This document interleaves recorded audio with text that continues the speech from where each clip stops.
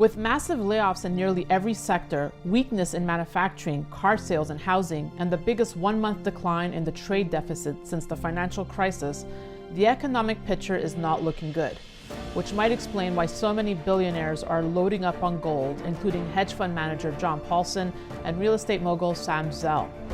Bottom line, now is the time to own gold, which is why the experts at Stansberry Research just stepped forward with a major gold prediction, arguing gold could soar as high as $3,000 by the end of the year, possibly even higher.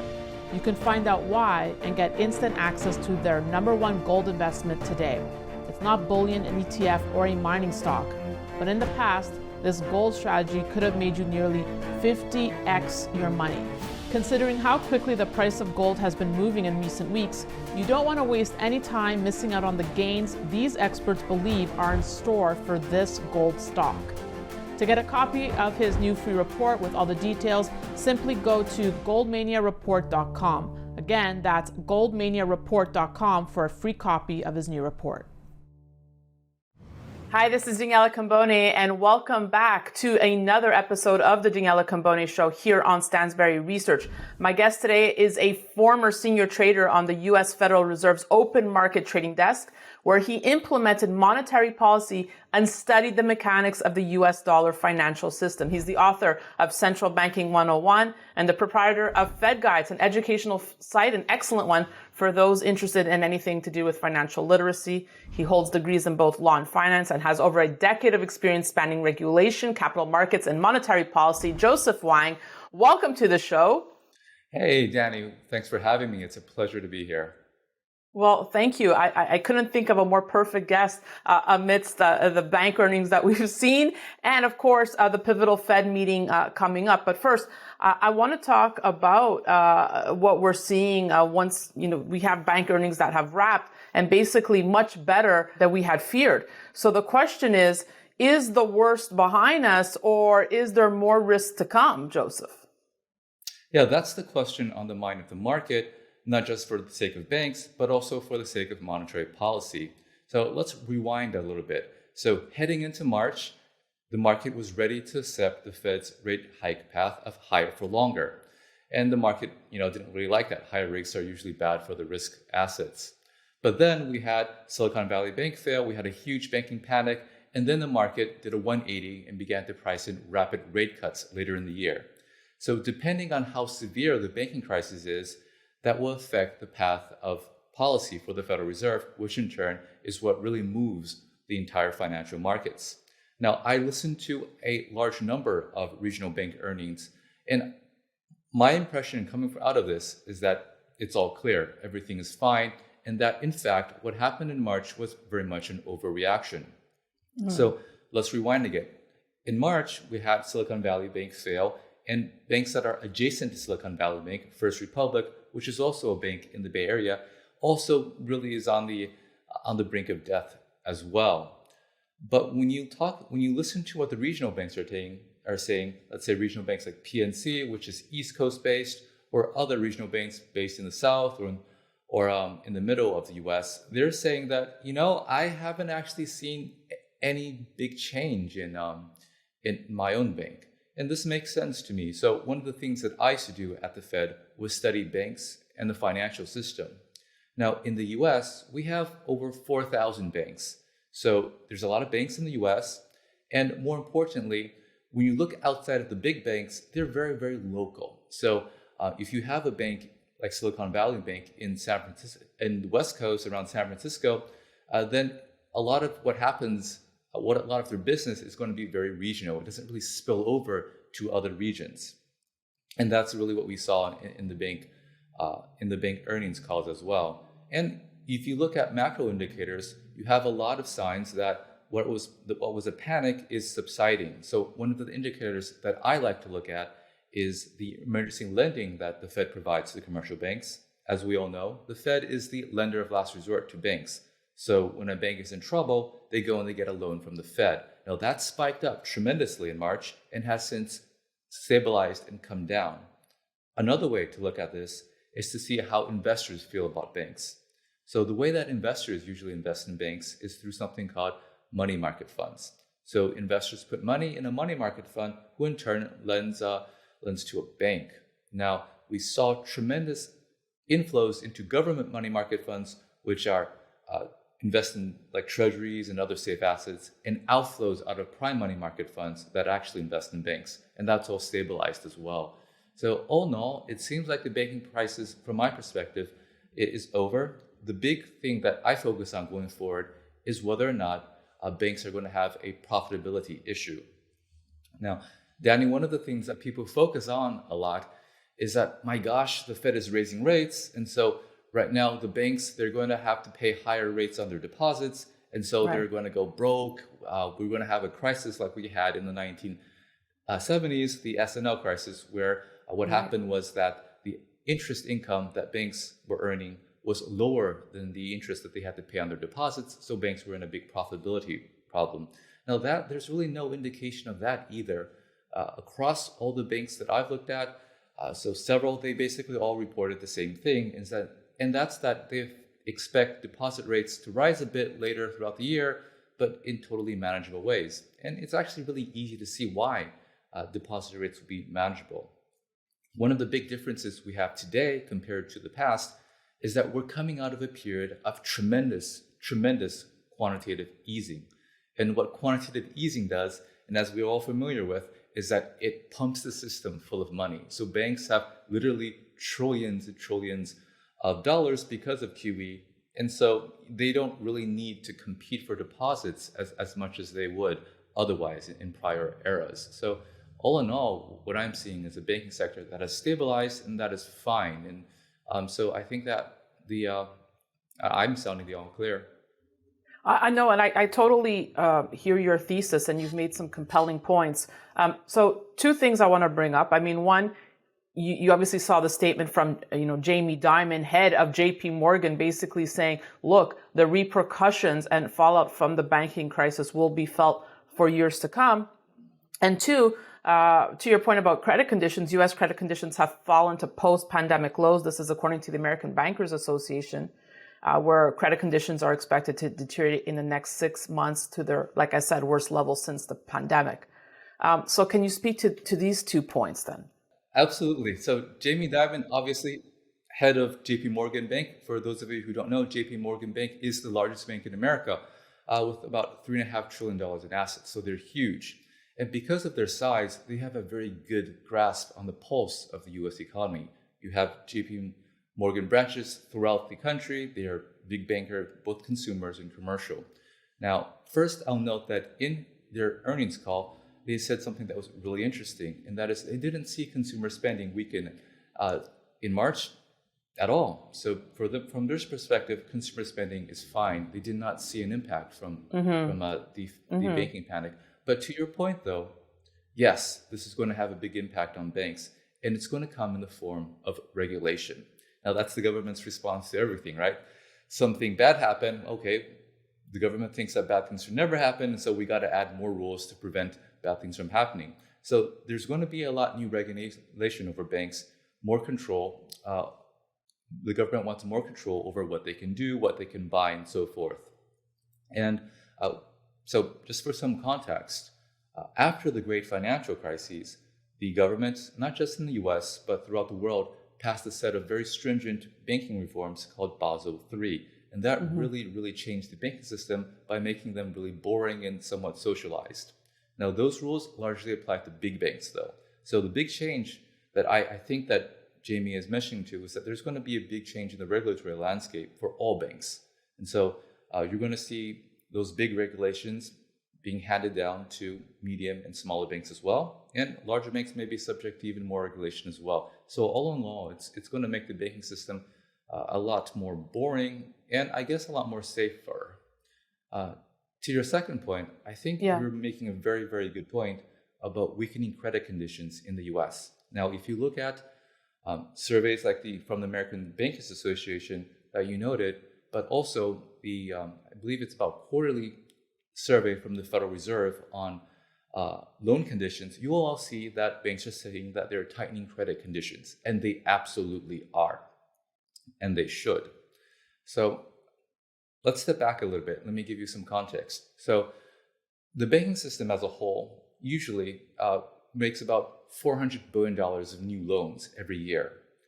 In 2022, last year, they made about $1.2 trillion of loans. So it was a tremendous, tremendous lending boom. And it's easy to see why. So last year, interest rates were pretty low, economy was growing, everyone was buying a house. So there's a tremendous amount of credit being created. Now, if you're going from, 100 miles per hour and you're going back to, let's say, more normal 70 miles per hour, you're decelerating. You're tightening your lending standards a bit, but that doesn't mean that you're actually at a slow pace. And so that's what I see when I look at the aggregate data. So no doubt, as you rightly note, that credit conditions are tightening. One, there's less supply because banks are wary. They understand that we're going into what may potentially be a recession or a slower economy. And on the other side, from the demand side, if you were a borrower, so here in the US, a year or two ago, you could borrow mortgages at 3%. Now it's about 6% or maybe a bit more. So obviously, that's going to have an impact on demand as well. So totally, you're going to have slower loan growth. When I look at the weekly Fed data, though, now this is data that happens every week, so it's very timely, you see that credit creation is slowing. But it's slowing to the rate that was prevailing before 2020. So it's basically going back to normal. It's normalizing. So it's not a credit crunch at all. I don't see that at all. What I see is that we're going back to levels that are just more normal compared to the supercharged lending that we saw last year and before. So even like we saw First Republic saying deposits plunged by more than 100 billion in the first quarter, and it was exploring options such as restructuring its balance sheet. So even despite that, you think it will be okay? Absolutely. So I'll give you some more context on this. So again, like I mentioned earlier, we have about 4,000 banks in the US. Now, Silicon Valley Bank, just for example, and First Republic is about the same. So Silicon Valley Bank was about $200 billion. First Republic, a little bit less. That's not even 10% the size of JP Morgan. So these are banks that are, at best medium-sized and very local and very concentrated in particular industries like tech, that, as we know, is not doing well. So when you're looking at an entire country, 4,000 businesses, some of them are going to be poorly managed, some of them are going to fail. That's just how the business cycle works. But I wouldn't really focus on these guys and extrapolate to the broader banking sector because they're just not a big part of it. And as we've heard from many, many bank earnings calls, the impact just doesn't seem to be systemic. So it's localized for you here in the U.S., but what happens outside the U.S.? Obviously, we saw Credit Suisse, UBS. What are you seeing outside of the U.S.? Are there greater risks? Yeah, so Credit Suisse, as you mentioned, went down about right after Silicon Valley Bank. And it seems really strange, too, because Credit Suisse is a big global bank in Switzerland, far, far away from Silicon Valley Bank, which, I would suggest that until it blew up, most people had never heard of. No, but I think Credit Suisse is an interesting situation because if you look at a graph of their stock price, you'll note that they were basically at death's doorstep for quite some time. It was a steady slide down for a few years. They were a bank known for lending to Bill Huang, the guy of Archegos, who lost billions of dollars. They were known for many other things. They were simply a bank that was not doing a good job. And I think what happened was that everyone saw what happened with Silicon Valley Bank, and now since everyone's on social media, they saw that and they were afraid of what happened for Credit Suisse and they left. But since then, we don't really see any other problems with the foreign banks outside of the U.S. Now, one thing that I'll note though, and I think this is really important when you think about not just banks in the U.S. but foreign banks, is that so Credit Suisse was a very important bank. They're not like Silicon Valley Bank. They are a legit globally systemic bank. They went under, and then the government basically snapped their fingers, and everything was papered over the weekend. There was no fallout at all.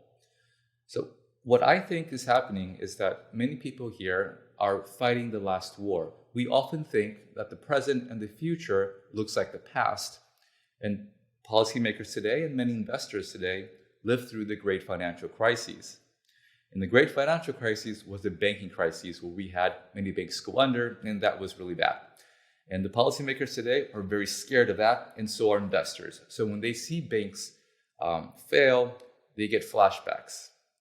Investors run, and policymakers panic. And that means that whenever something bad happens, they're going to paper it over just like that. So I would take out banking system risk out of the picture, because we know that the policy response, if there's ever going to be a bank failure, would be to jump in and paper it over. So investors don't seem to fully realize that, because they still reacted to what was happening in the Silicon Valley Bank.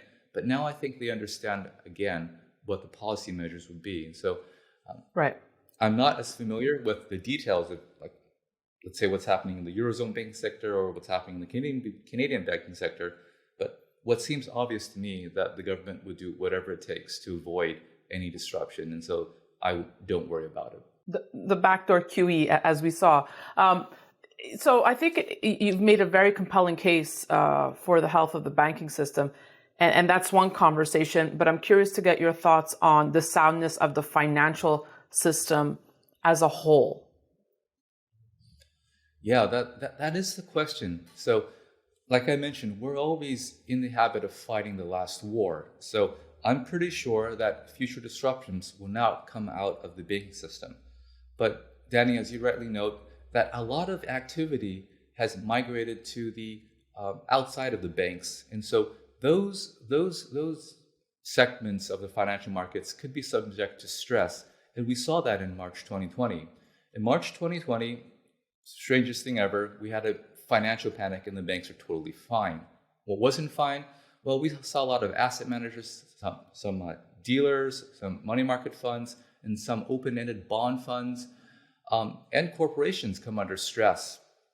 So I think the reason that those segments can come under stress is because, unlike the banks, they don't have access to emergency borrowing from the Fed. So if you're a bank, you can go and borrow from your central bank, but let's say you're a corporation or an open-ended bond fund, you don't have access to that. And so it's very possible that you could be subject to some sort of panic. So that's definitely something worth watching, but I'm also, again, not that worried about it, because we've also learned that when bad things happen, the government is going to come in and they're going to go and do whatever it takes. So from my perspective, the problem going forward that we should watch for is not really a collapse or some kind of financial risk, because those things can be papered over. What I think that can't be papered over, and that's not being focused on enough, is what are the consequences for something like this? And the consequences, from my view, persistently high inflation. One way to think about this is that, inflation happens because prices go higher, but people continue to be able to afford those higher prices. And so those prices can continue to go higher. And why are people able to afford these higher prices? Well, many reasons. We have high wages, for example, but also because financial assets continue to go higher.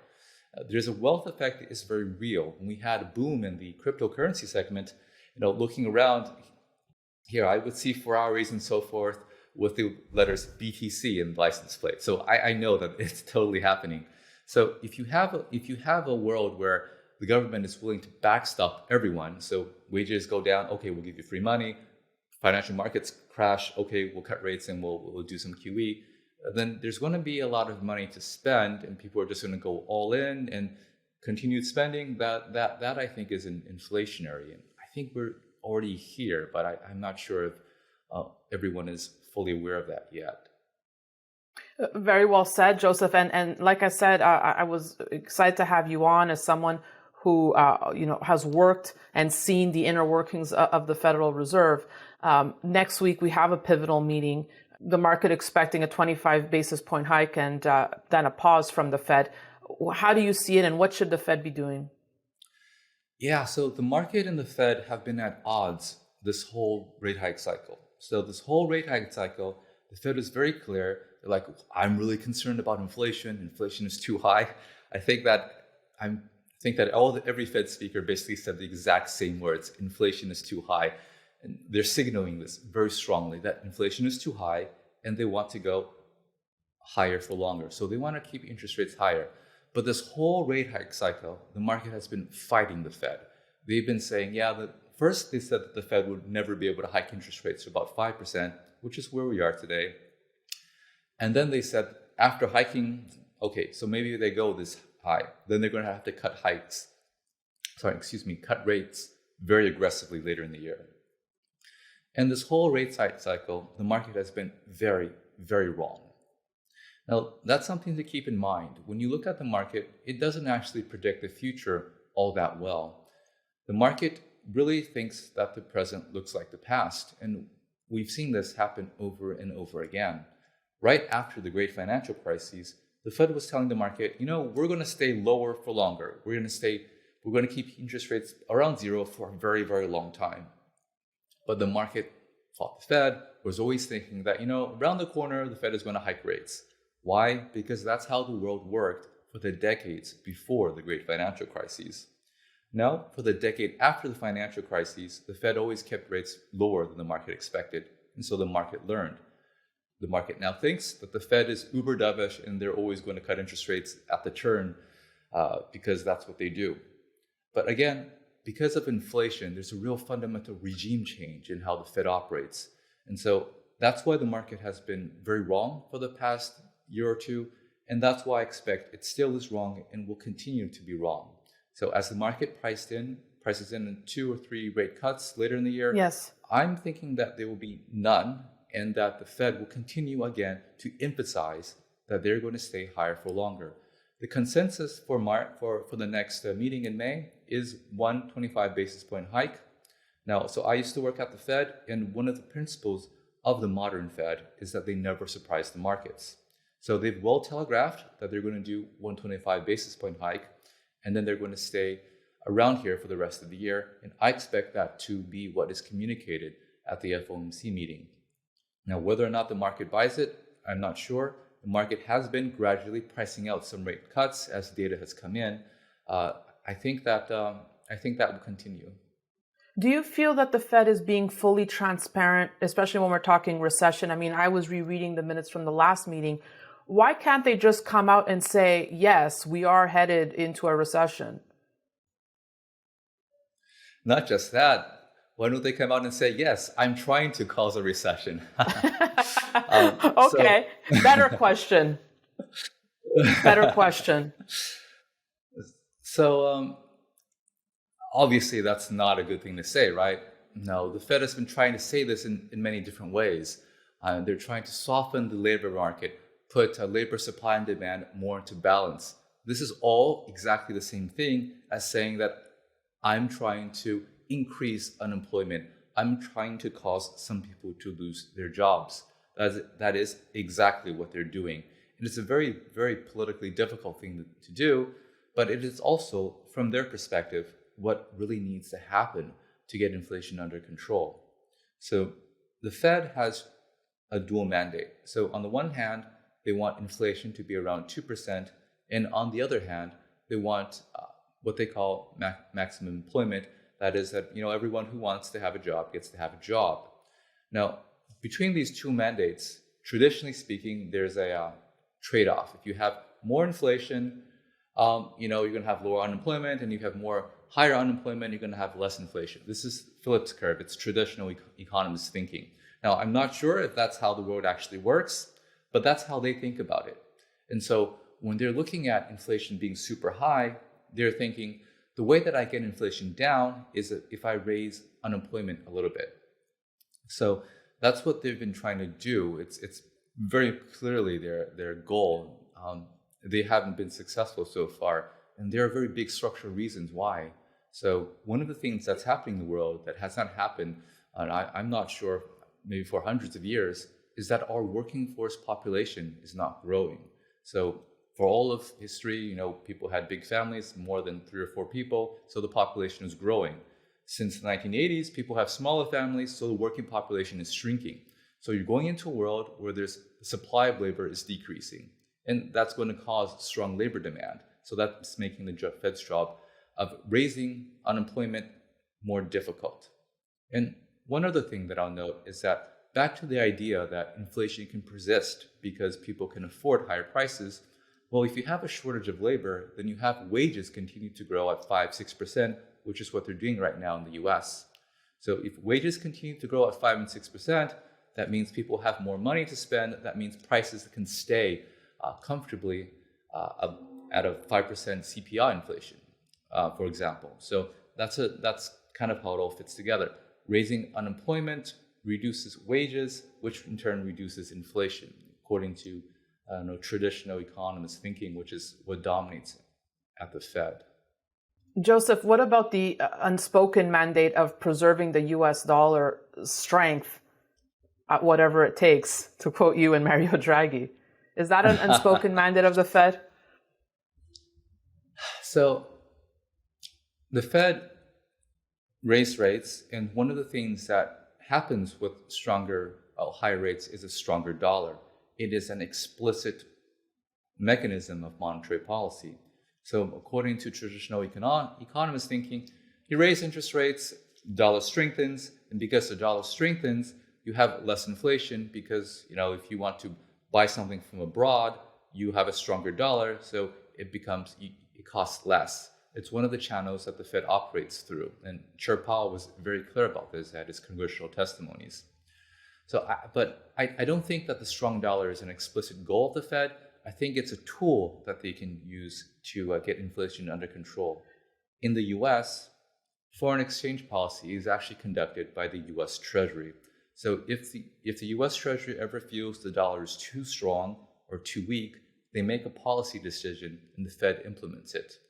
At the moment, I don't get the sense that they're explicitly trying to weaken or strengthen the dollar. The dollar has been weakening over the past few months, but somewhat range-bound as well. Joseph, what is your thesis on de-dollarization? Are you concerned about the decreasing strength of the U.S. dollar, of countries dumping the U.S. dollar, looking for solutions outside of the dollar system? Yeah, you hear a lot of people talking about, I don't like the dollar, why we're using dollar, especially in Brazil. Now, when you hear people say that, there's truth to that, but we also have to note that these are politicians and maybe they're playing to their domestic voters. Big picture, the reserve currencies change over time. Nothing is forever. Before the US dollar was the world's reserve currency, it was the British pound. And before that, it was other things like the Dutch currency and so forth. So nothing is forever, and the US dollar, which is very dominant today across any measure, will not always be the dominant currency. But it happens over a long period of time. We're hearing people make more and more noise about the dollar, and for good reason. As we saw during the conflict between Ukraine and Russia, the West basically froze the foreign assets of the Russian central bank. That introduces something called country risk, political risk, which for a very conservative investor like a foreign central bank is unacceptable. So we're going to see many foreign central banks, maybe foreign central banks in countries that are not super friendly with the U.S., like in East Asia, China, and maybe some countries in the Middle East as well, to try to diversify their holdings of foreign reserves out of the dollar. And we're going to see more noise about people who want to have some more options in terms of payments. So we hear that from Russia, from the Middle East, from China, and from Brazil as well. But that's a very, very slow process. I think one way that's helpful to think about why the dollar persists to be so popular is to understand the impact of network effects. So globally speaking, about 50% of global trade is transacted in dollars. So if you're a Japanese company buying something from an Indonesian company, odds are that you're going to be transacting in US dollars. It's kind of like a credit card system in the sense that if you have a credit card, you want it to be a MasterCard or a Visa because MasterCard and Visa are accepted worldwide. Amex and other networks are also very good networks, but they're just not accepted as widely as the US dollar. And so because of that, these network effects, it's really, really difficult for people to move away from the dollar. I think just to wrap here, Joseph, I mean, you've given us so much incredible information. And in going back to the stagflation environment that you were depicting, I think we throw a lot of terminology often to the audience, and I always want to give them tools they can walk away with. So if we are, headed for for stagflation, what should investors be doing? How do you protect your wealth? Do you have any insights here? Yeah, so I think we see signs of stagflation already. So when I look at the most recent company earnings reports, a consistent theme that many of the, let's say, consumer staple companies are saying is that, our volumes aren't really increasing, maybe they're decreasing a little bit, but our prices are going up by 10%. So stagflation is when you have low or no economic growth, but higher prices. And that's basically what these companies are saying right now. So stagflation is not something we've seen since the 1980s. And what worked very well back then is commodities. Now, things like iron, aluminum, steel, oil, things like that, energy, for example, because stagflation by definition, I think, is that prices of stuff become higher. And so buying these basic materials and resources, I think, are a way to, at least how I manage my portfolio, is a way, I think, to navigate the stagflationary world. And what I don't recommend would be a good investment and not investment advice is things like what traditionally worked in the past. So fixed income, long duration. Mm-hmm. I think these assets are going to suffer tremendously going forward, and I don't own any of them. How about T-bills? T-bills are great. You can get them yielding 5% right now. So I think T-bills is a really good conservative investment. 5% is obviously much, much higher than we got in the past. But again, it's a fixed income thing, so that's the most that you're going to get. Right. Right. If we are heading into a stagflationary world where commodity prices are going to go higher, there's more upside from my perspective investing in those rather than T-bills, which at the most you're going to get is 5%, which is nothing to sneer at, but there's no upside to that. And Joseph, and I know I want to bring you on for another segment because I know you have a lot of thoughts on coming central bank digital currencies. But short term, I'm curious to get your thoughts. I mean, we see talk of the Federal Reserve's FedNow payment system, not to be confused with the central bank currency. But I'm curious to know what are they looking to do with that? Why is the question? Why FedNow? Yeah, FedNow is basically a way to bring the U.S. payment system out of the Stone Age.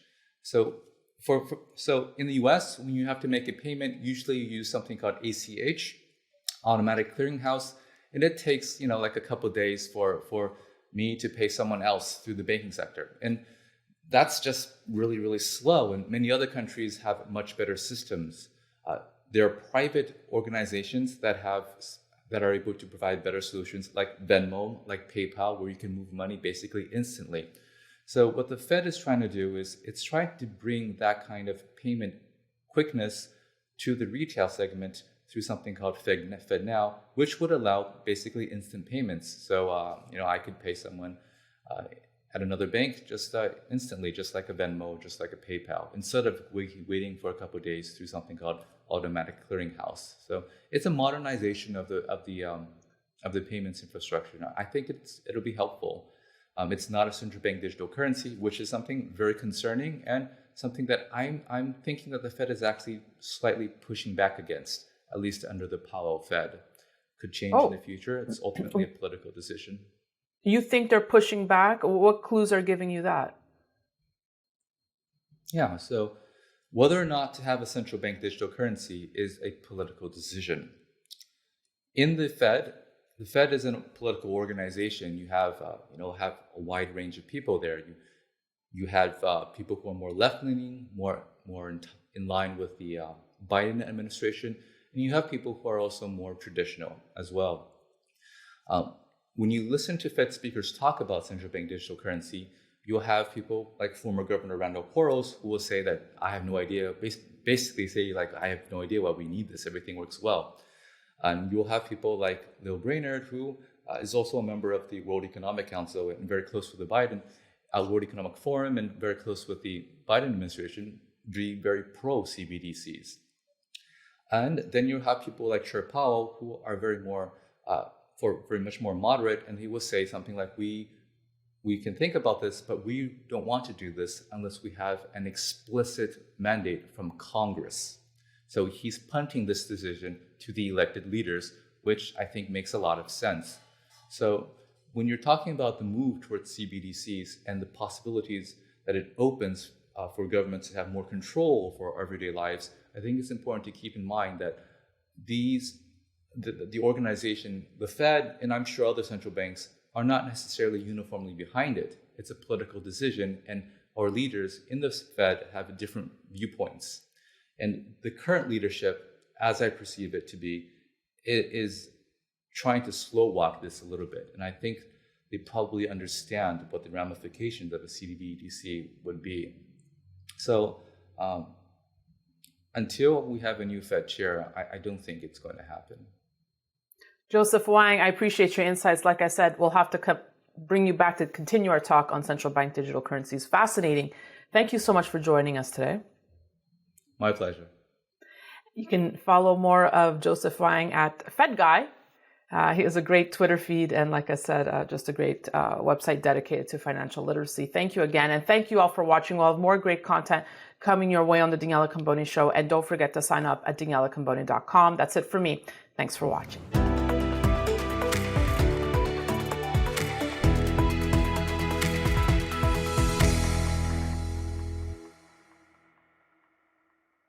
Opinions expressed on this program are solely those of the contributor and do not necessarily reflect the opinions of Stansberry Research, its parent company, or affiliates.